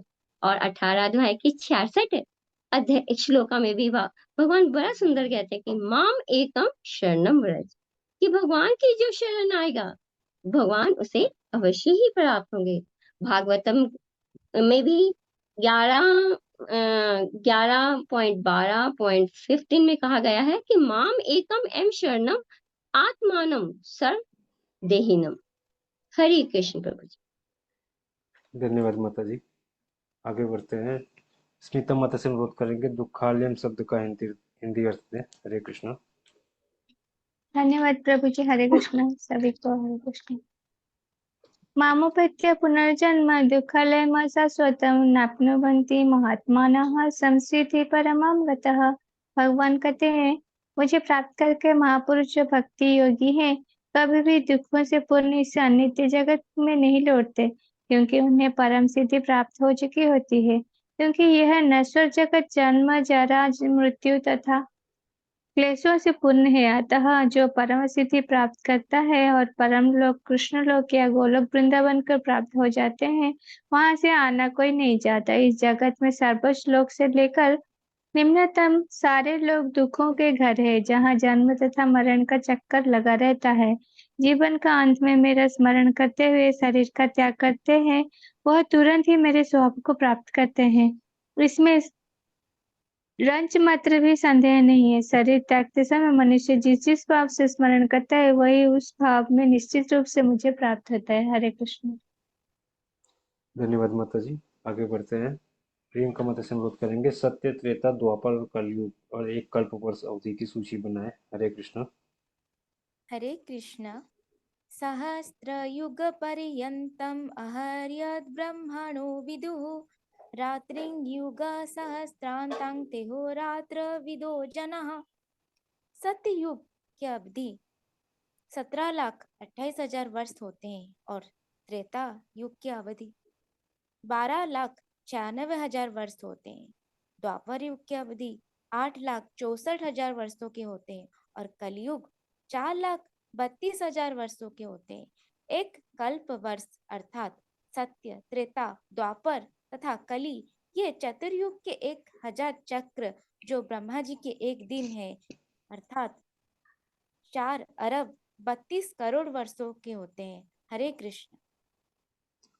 धन्यवाद माता जी। अभी नेक्स्ट क्वेश्चन मेरा है सांसारिक वर्षों में ब्रह्मा का जीवन काल कितना है? सांसारिक वर्षों में ब्रह्मा का जीवन काल 31 नील 10 खरब 40 अरब है। हरे कृष्ण। आगे बढ़ते हैं। स्मिता माता से अनुरोध करेंगे भगवत गीता अध्याय 7 और 8 के बीच संबंध की व्याख्या करें। हरे कृष्ण। धन्यवाद प्रभु जी। हरे कृष्ण। साधिभूतादि दैवं मांसादि यज्ञं च ये विदुः प्रयाण कालेपि च मां ते विदुर्युक्त चेतसः। कृष्ण भावनामृत की विशेषता यही है कि मनुष्य एक ही झटके में भक्ति करने के कारण मनुष्य जीवन के विभिन्न आश्रमों के अनुष्ठान को पार कर जाता है। यह सातवां अध्याय बताता है कि कोई किस प्रकार से पूर्णतः कृष्ण भावनाभावित हो कर्म कर सकता है। 7वें से लेकर 12वें तक अध्याय भगवत गीता के सार रूप में है।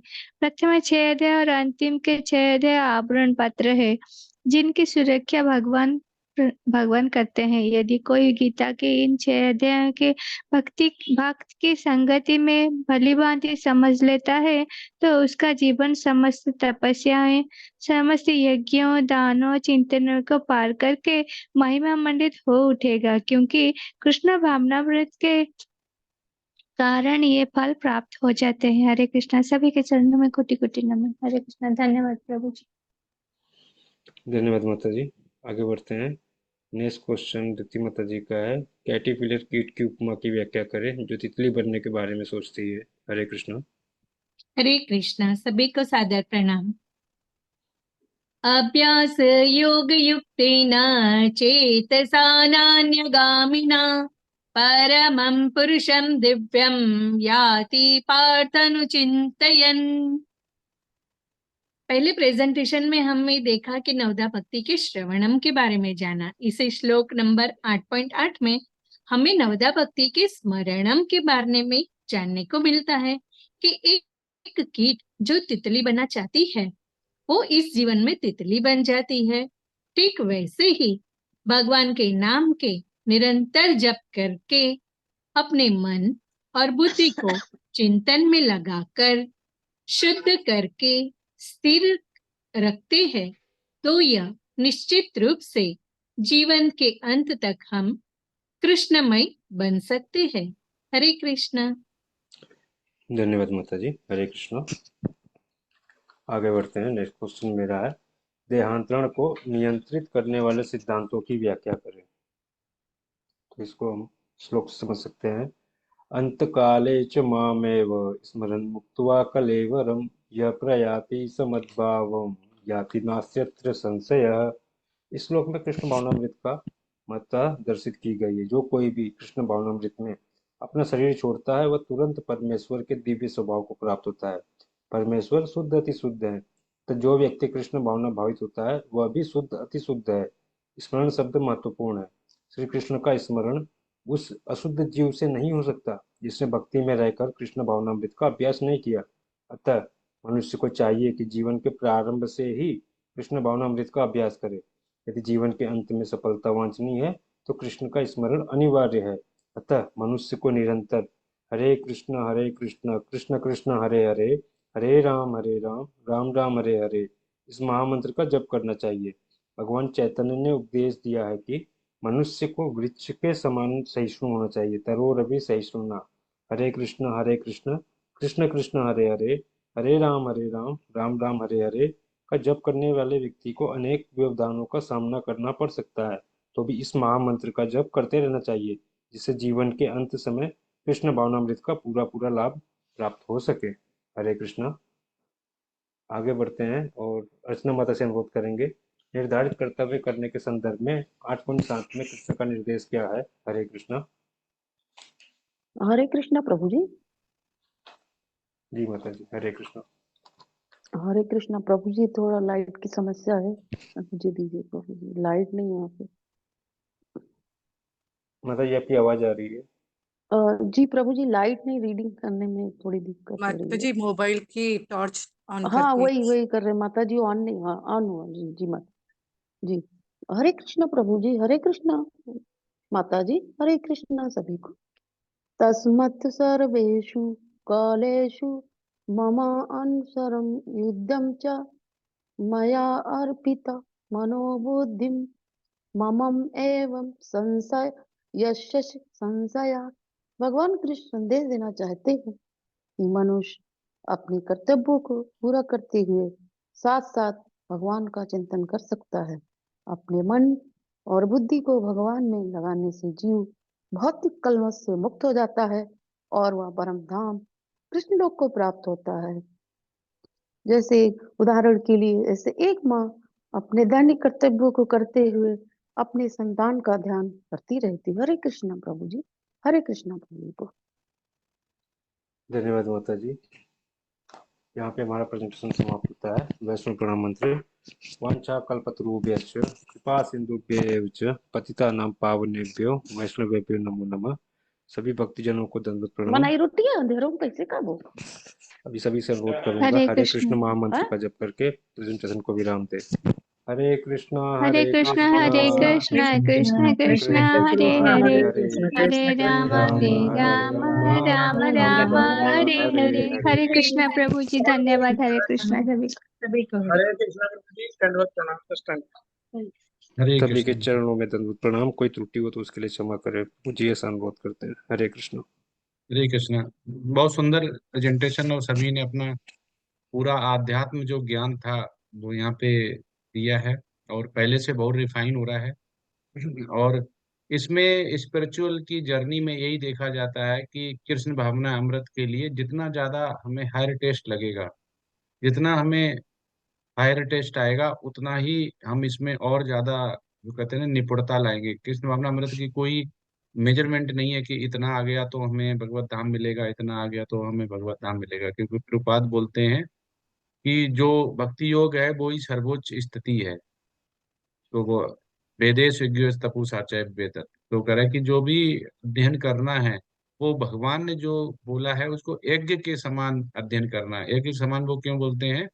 क्योंकि यज्ञ क्या करता है, जब तक हम हमारे प्रवचन या वेद मंत्र उच्चारण होता तब तक उसमें आग जलती है, और जैसे ही खत्म हो जाता है तो बुझ जाती है। तो वो प्रभुपाद कहते हैं ऐसे ही हमें भी आग जलनी चाहिए जब तक हमें अपना गंतव्य जो है, हमारा टारगेट ना मिल जाए।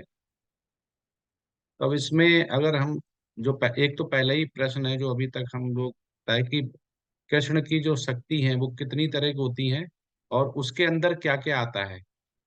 ठीक है, उसके फिर अंदर क्या क्या आता है, तो ये पहला प्रश्न है।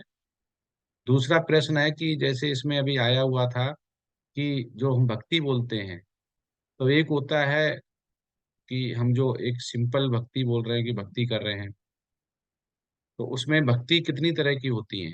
तो ठीक है, और दूसरा है शरीर त्यागने के जो मार्ग होते हैं वो कितनी तरह का वर्णन हुआ है और उसको हम कैसे समझेंगे। 3 प्रश्न है।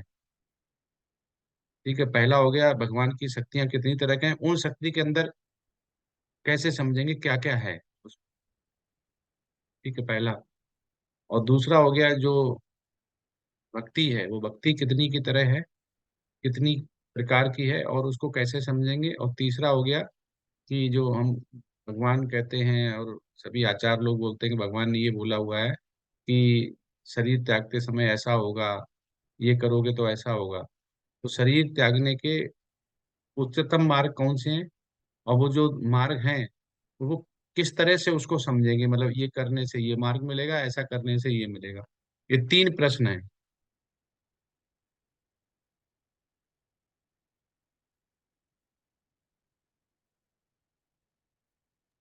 हरे हरे कृष्ण कृष्णा प्रभु प्रभु जी, जी। सेकंड क्वेश्चन का जवाब दे सकते हैं। हाँ, यस यस माता। जो भक्ति होती है नवदा भक्ति बोलते हैं, उसमें श्रवण कीर्तन स्मरण और पाद सेवन अर्चन और वंदन और दास्य सख्य और आत्मनिवेदन वो नवदा भक्ति कहते हैं। हम्म प्रभु जी, जो पहला क्वेश्चन था कि शक्ति कितने प्रकार की है भगवान की, तो ऊपर से देखे तो वो 3 है, अंतरंगा शक्ति, बहिरंगा शक्ति और तटस्थ शक्ति। तो जो अंतरंगा शक्ति है उसमें भी 3 है, साधनी शक्ति, संवित शक्ति और आराधनी शक्ति। तो साधनी है वो भगवान के सच्चित आनंद, जो 3 जिसमें भगवान के स्वरूप को हम लोग देखते हैं, भगवान की जो अंतरंगा शक्ति है उसमें सत्य जो है वो साधनी शक्ति है, और चित्त जो है वो संवित शक्ति है, और आनंद जो है वो आराधनीय शक्ति श्री राधा जी है। और बहिरंगा शक्ति जो है वो भगवान की जो माया है, और जो भगवान की प्रकृति और गुणात्मिकता शक्ति है उसे कहा जाता है। और तटस्थ शक्ति में जो जीव आत्मा है वो आते हैं। धन्यवाद माता जी, सही बताया। तो 3 तरह की शक्तियां होंगी, अतरंगा शक्ति, तटस्था शक्ति, बहिरंगा शक्ति। तो बहिरंगा शक्ति, अब माता जी आता कि बहिरंगा शक्ति के अंदर हम माया बोलते हैं, तो हम केवल माया ही होती है और उसको कैसे समझेंगे बहिरंगा शक्ति में और क्या क्या आता है। बहिरंगा शक्ति में 2 आता है एक्चुअली, जो गुण माया है, जो गुणात्मिक का जो सत्व रज और तम गुण है वो, और एक हम जो जीव माया है, वो दोनों भी बहिरंगा शक्ति में आते हैं। फिर बहिरंगा शक्ति में जो जीव माया है उसको हमने तटस्थ से शक्ति में भगवान के साथ मतलब जब हम उनके स्वरूप को जानते हैं और भगवान को अपने अंतर अंदर देखते हैं, तो पता चलता है कि हाँ, जीव जो है वो तटस्थ से शक्ति कहलाता है। परापरा जो है वो बहिरंगा शक्ति में ही है। नहीं तो इसके अलावा कुछ नहीं आता है।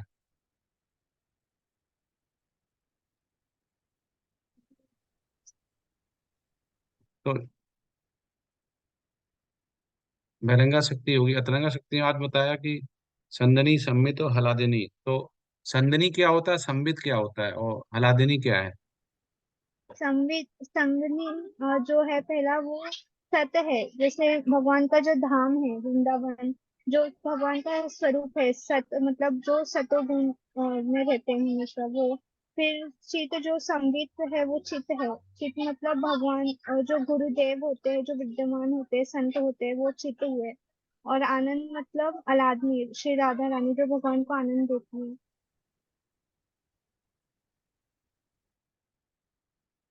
और बहिरंगा शक्ति में माया के अलावा आपने गंगा में भगवान को तीनों प्रकृति के एक्चुअली जो 3 गुण है वो आते भगवान। तो कृष्ण कृष्ण शक्ति में 3 हो गया, अतरंगा शक्ति, तटस्था शक्ति और बहिरंगा शक्ति। तो बहिरंगा में उसको अपरा शक्ति भी बोलती है, जिसमें माया आती है, लेकिन मेन जो तत्व है इसमें, जो 28 तत्व हैं वो इसमें आते हैं। तो तटस्था शक्ति में केवल जीव आता है, और जो अतरंगा शक्ति है, परा प्रकृति बोलते हैं इसे, इसमें पहला होता है संदनी, सत। सत मतलब अस्तित्व, जिसका अस्तित्व होता है। जो हमेशा बना रहता है। संबित हो गया चित्त। चित्त, आचार्य लोग बोलते हैं चित्त, बोलते हैं ज्ञान को। जैसे कि भगवान के पास से वेद आए, उससे उन्होंने ब्रह्मा जी को दिया, निकला, तो भगवान के पास से क्या होता है? अस्तित्व, मतलब भगवान के पास से जो निकला हुआ भगवान स्वयं, भगवान का धाम, हमेशा उसका कभी अस्तित्व मिट नहीं सकता है। ऐसे ही चित्त हो गया, चित्त मतलब उनके ज्ञान, ज्ञान निकला, वो कभी मिट नहीं सकता है। और उनके पास जो अतरंगा शक्ति है, हलादिनी बोलते हैं, आनंद, राधा रानी है, वो कभी मिट नहीं सकता है। उनका ट्रांसफॉर्मेशन होता रहेगा, लेकिन वो कभी मिटता नहीं। तो एक हो गया माया, महामाया, बहिरंगा, अतरंगा होगा योग माया। इन दोनों में अंतर है। ये तो हो गया दूसरा प्रश्न। अभी पहला और तीसरा बचा हुआ है। प्रभु जी एक डाउट आ रहा है इसमें, जैसे हमने तीन जो है, संगीत और ये अलादनी और संगनी, ये तीन है, तो योग माया जो है वो अलादनी शक्ति में ही आएंगी अंतरंगा के अंदर। हाँ, हाँ, जो योग माया है, वो योग माया मतलब हो गया कि जो भगवान की अतरंगा शक्ति है उसमें तीनों चीजें रहेंगी। मतलब भगवान की अतरंगा शक्ति होगी तो जैसे परा प्रकृति होगी, तो तीनों है, संदनी, सम्मित, हलादनी। तो ये योग माया में भी तीनों चीजें होंगी, संदनी, सम्मित, हलादनी। हरे कृष्ण।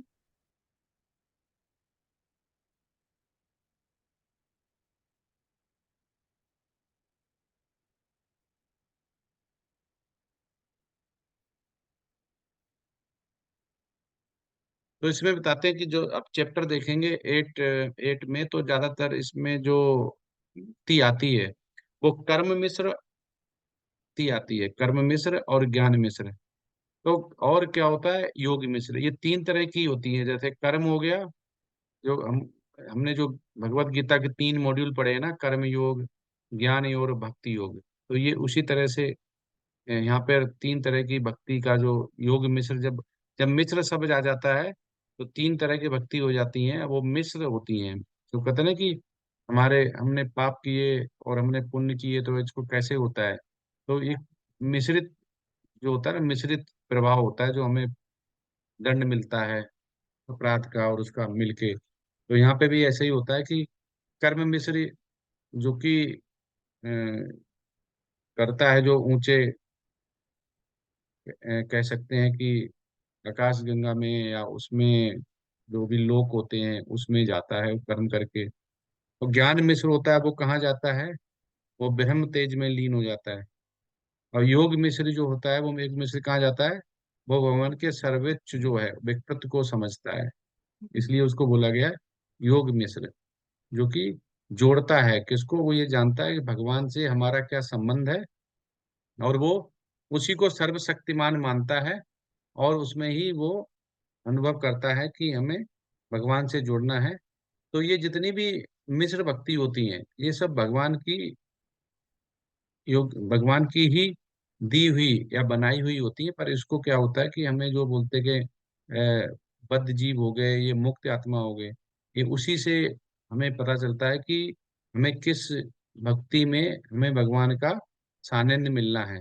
हम अगर शुद्ध भक्त होंगे तो हमें क्या मिलेगा? योग मिश्र भक्ति हम करेंगे।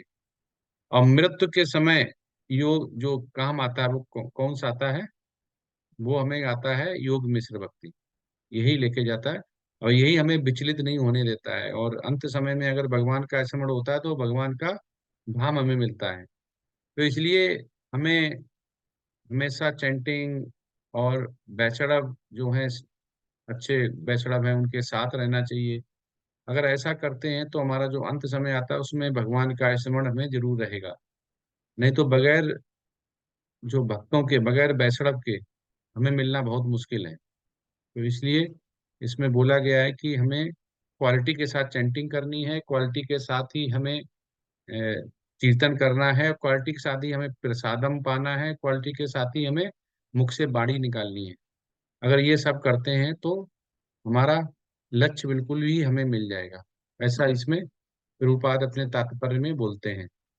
तो इसमें जितना सिंपल करेंगे तो उतना ही ज्यादा हो जाता है। तो जैसे इसमें एक जगह ये भी आता है कि ओम का जो जप है वो कृष्ण महामंत्र, कुछ लोग बोलते हैं कि ओम का जप है वो कृष्ण महामंत्र से अगर तुलना करें तो उसे कैसे कर सकते हैं? तो उसको अगर ओम बोलते हैं तो क्या हमें भगवान का धाम मिलेगा? वो भी भगवान से आया हुआ है। तो ये ऐसे कैसे, ऐसे कुछ प्रश्न होते हैं जो लोग, भक्त भी उसको मान लेते हैं कि सही बात है। ओम तत् सत बोलते हैं कि ओम भी भगवान का ही है, तो ये फिर ओम बोल लेते हैं। लेकिन क्या होता है कि भगवान चैतन्य ने बोला हुआ है कि, क्या बोला हुआ है, हरे नाम केवलम कलौ नास्ते विनास्ते विनास्ते गतिर न था। तो अगर कोई हमें बता के जाता है, जैसे हमारा पिता हो गया, माँ हो गया, कि ये करना है, तो हम उसी को मानते हैं, पहले वाला हम भूल जाते हैं। तो हमें वही मानना चाहिए कि जो हमारे गुरु शिष्य परंपरा में हमारे जो गुरु हमें बता रहे हैं। नहीं तो फिर वो गाय वाला ही स्टोरी आ जाता है कि कोई कुछ भी बता दे, अपना दिमाग लगा ले, या कोई कुछ बताते उसको। हमें अपना दिमाग यूज नहीं करना, जो हमारा गुरु बोल रहा है उसमें करना चाहिए। और गुरु सब जानते हैं, लेकिन गुरु से जब पूछोगे, किसी भी गुरु महाराज से अगर पूछोगे, तो वो ये बोलेंगे मुझे कुछ नहीं आता है, मैं तो दास हूँ, मैं तो सेवक हूँ। लेकिन उन्हें आता सब होगा। तो ये क्वालिटी होती है। तो इसीलिए क्वालिटी हमें भी वो विकसित करनी है। अगर क्वालिटी विकसित करते हैं तभी हम भगवान के धाम जा सकते हैं। क्योंकि ट्रेन में कौन बैठ सकता है? जिसके पास ट्रेन की टिकट होगी। हवाई जहाज में कौन बैठ सकता है? जिसके पास हवाई टिकट होगी। और भगवत धाम कौन जा सकता है? जिसको भगवत धाम की टिकट होगी। लेकिन टिकट कहीं से तो लेनी पड़ेगी, जिस पे लिखा होगा हमारा नाम और गंतव्य स्थान। तो वो जो टिकट है और गंतव्य स्थान है, वो हमें गुरु दिखा सकता है। तो हमें गुरु जो है, वो हमें स्पिरिचुअल मास्टर जो है, उसको ही लेना चाहिए, जो कि गुरु शिष्य परंपरा में बोनाफाइड है। नहीं तो हम गलत जुड़ जाएंगे और हमारा टाइम बर्बाद होगा। ये हो गया। हरे कृष्ण। अब किसी का कोई प्रश्न है वो पूछ सकते हैं।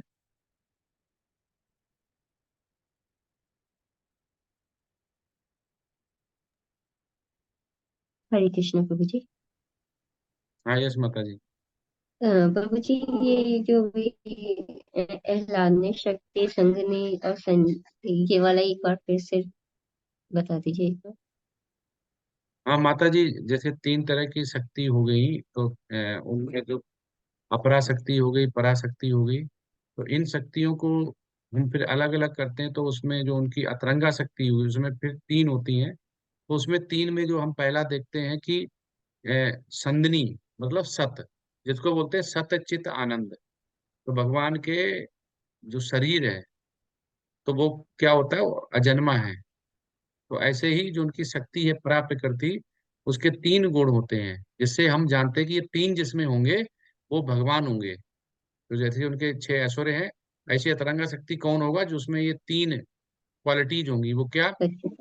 पहला सत हो गया, अस्तित्व, जिसका अस्तित्व कभी समाप्त नहीं होगा, खत्म नहीं होगा। चाहे वो राधा रानी है, चाहे भगवान श्री कृष्ण, उन्हें कोई नहीं मार सकता है। उनका तोड़ किसी के पास नहीं है। वो सर्व कारणों के कारण है, और वो अजन्मे हैं। जो जन्म नहीं होता उसकी मृत्यु नहीं होती। तो हो गया सत। तो वो अस्तित्व हो गया जिसका। उसका हो गया, इसका होता है संदनी। फिर दूसरा होता है इसकी संबित। संबित मतलब हो गया सत चित, मतलब चित। चित मतलब हो गया ज्ञान। जितना भी हम अभी बैठे हुए हैं, जो भी आ रहा है, वो भगवान से ही निकला हुआ ज्ञान है। क्योंकि सबसे पहले भगवान ने ज्ञान ब्रह्मा जी को दिया, ब्रह्मा जी ने नारद मुनि को दिया, नारद मुनि ने व्यास देव को दिया। तो व्यास देव जी को दिया, तो ऐसे गुरु शिष्य परंपरा हमारे तक पहुंचा है। तो जो ज्ञान ऐसा निकाले जिससे कि मनुष्य अपना जीवन यापन करता है, कैसे जीना है ये सीखता है। जैसे मोबाइल लेते हैं, तो उसके साथ एक मैनुअल आता है, तो हाउ टू ऑपरेट मोबाइल, उसमें सब लिखा होता है कि ये बटन दबाने से ये होगा, चार्जिंग ऐसे होगी, सुनना ऐसे होगा, वाईफाई ऐसे कनेक्ट होगा, ब्लूटूथ ऐसे चलेगा। ऐसे ही हमारे जीवन को इस दुखाले पे चलाने के लिए एक प्रोसीजर या मैनुअल बनाया गया है, जो ज्ञान के द्वारा आया। तो जो ज्ञान ऐसा दिया, जिसने जिसने गीता दी, श्रीमद् भागवतम दिया, ये वो जो संबित है, चित है, वो कौन है? भगवान है, जो ये दे सकता है। हलादनी, हलादनी मतलब हो गया जो भगवान की शक्ति है, जो कि यहाँ पे भगवान की लीला में आती हैं, जो कि महामाया से अलग है, योग माया है। उस हलादनी को बोलते हैं आनंद राधा रानी। क्योंकि राधा रानी ही हमेशा किसी न किसी रूप में भगवान के साथ आती हैं, जो कि अपने निज भगवत धाम में भगवान के साथ रहती हैं, लेकिन लीला करनी हो तो वो उनके साथ आती है। तो ऐसी शक्ति जिसका कोई कुछ नहीं बिगाड़ सकता है, उसको बोला गया माता जी हलादिनी। धन्यवाद। हरे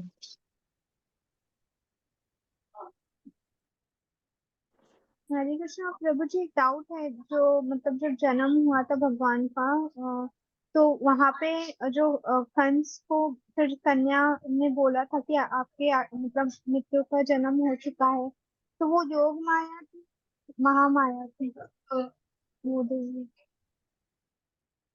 योग माया, योग माया। अच्छा दुर्गा प्रभु। जी हैं, दुर्गा जी हैं वो योग माया। योग माया के पास ही शक्ति होती है जो कि एक भ्रूण से दूसरे भ्रूण में बालक को प्रवेश करा सकती है। महामाया तो कोई काम ही नहीं है भगवान के लीला में। महामाया तो केवल अपरा प्रकृति जो है वो केवल बहिरंगा शक्ति जो है वो मनुष्य के लिए केवल बनाई गई है। भगवान उसके ना अधीन होते हैं, ना भगवान उसकी छाया में आते हैं, ना भगवान का कोई उससे लेना देना होता है। जब प्रकृति आते हैं तब वो उससे आच्छादित नहीं रहते हैं, हम लोग आच्छादित रहते हैं। इवन बहुत से लोग कहते हैं कि अर्जुन पे भी महामाया का प्रकोप था। अ, अर्जुन पे भी नहीं था, अर्जुन पे योग माया की वजह से था, महामाया की वजह से नहीं था। तो जितने उच्च शुद्ध भक्त भगवान के सखा और भगवान के जो अ, शक्तिवेश अवतार होते हैं, उनपे हम सोचते हैं कि ये महामाया का उनपे प्रकोप है या महामाया की वजह से ऐसा हुआ, नहीं। वो योग माया की वजह से उनके साथ ऐसा होता है। अर्जुन के साथ जो उनको विचलित हुए थे वो केवल योग माया की वजह से हुआ, कि योग माया ही लीला भगवान से कराती है। वो हमें स्मरण शक्ति नहीं देती है जिससे को हम पहचान अपने आप को और भगवान को पहचान पाए। तो प्रभु जी, मतलब जो भगवान की लीला में सहायता करती है वो सारी योग माया है? वो सारी योग माया है। और योग माया मतलब दुर्गा देवी ना? तो दुर्गा देवी महामाया कौन सी देवी है? उनको जब जो रूप हम भौतिक के लिए आता है, भौतिक के लिए जो हमें दिखाया जाता है, वो हमारा दुर्गा जी हैं। वो हमारे लिए जब काम करती हैं तो वो हमारे लिए बहिरंगा शक्ति होती हैं।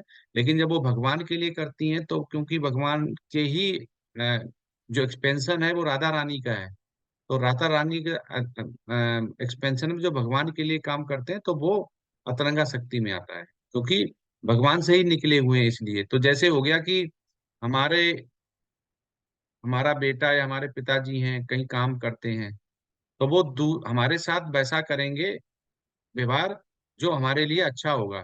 लेकिन दूसरों के साथ वो वैसा नहीं कर सकते जो दूसरों के लिए वैसा नहीं कर सकते जो हमारे साथ कर सकते हैं। तो ऐसे ही भगवान को लीला में साथ देने के लिए तो अतरंगा अंतरंगा शक्ति आती है। लेकिन वही अतरंगा शक्ति इस दुखालय में जो महामाया के रूप में काम करती है, वो दुर्गा माता के रूप में काम करती है। उसको अब जैसे महामाया प्रभु हो जी, गई, जैसे माया लाइट माया का भी ले मा, सकते हैं ना, माया इलेक्ट्रिसिटी है लक्ष्मी हो गई। अब समथिंग। जैसे माया होगी लक्ष्मी, तो हम लक्ष्मी केवल लक्ष्मी के लिए काम करें और लक्ष्मी के लिए और पूरे दिन रात काम करें और भगवान की भक्ति ना करें, तो वही लक्ष्मी भगवान के धाम में भगवान विष्णु के पैर दबाती हैं। तो जहां लक्ष्मी को केवल चाहिए होगा जिस भक्त को कि लक्ष्मी लक्ष्मी हाय लक्ष्मी लक्ष्मी, तो लक्ष्मी तो आ जाएंगी। अगर भक्ति नहीं तो लक्ष्मी रुकेंगी नहीं, क्योंकि वो किसके पास जाएंगी, वो भगवान के पास जाएंगी। तो ऐसा बोला जाता है कि वही लक्ष्मी जी जब यहाँ पे दुखालय पे आती हैं और भगवान के लिए आती, तो भगवान उसके साथ रहते। तो एक भक्त को पैसे भी चाहिए होंगे, लेकिन उससे ज्यादा भगवान चाहिए होंगे। तो जब भगवान होंगे वहां ऑटोमेटिक पैसा आ जाएगा। तो पैसा इतना नहीं होता कि हमारे पास पैसा नहीं आया, कि हमारे योग माया नहीं आई, हमारे पास पैसा नहीं आया क्योंकि हम भक्त हैं इसलिए नहीं आया। तो भक्त को जो जब भगवान आते हैं तो लक्ष्मी जी उनके साथ आती, लेकिन वो लक्ष्मी उतनी ही मिलती जितने से तो आपका जीवन यापन हो सके। तो ऐसा नहीं है तो सभी लोग भक्ति करने लगेंगे दुखालय पे, अरे भक्ति करो अनाप शनाप पैसा आ जाएगा, गाड़ी नौकर चाकर सब हो जाएंगे, नहीं। वो पैसा भगवान की कृपा से आता है, वो भगवान की भक्ति के लिए आता है। लेकिन जो महामाया पे जिस पे होता है माया, एक ही क्वाइन के दो पहलू हैं। जो माया पे होता है वो दुखालय में जो तीन गुण है उससे बंधे होते हैं, उनको माया उनको बांध लेती है। तो उनको केवल क्या होता है, पैसा दिखाई देता है, भक्ति नहीं दिखाई देता है। और जो अतरंगा शक्ति है जो योग माया के उसमें होते हैं, उनको क्या दिखाई देता, भगवान दिखाई देते हैं, और जो जो पैसा होता है वो बाई प्रोडक्ट हो जाता है। इतना अंतर है माता जी। प्रभु जी क्लियर है। हरे कृष्ण। हरे कृष्ण। प्रभु जी एक और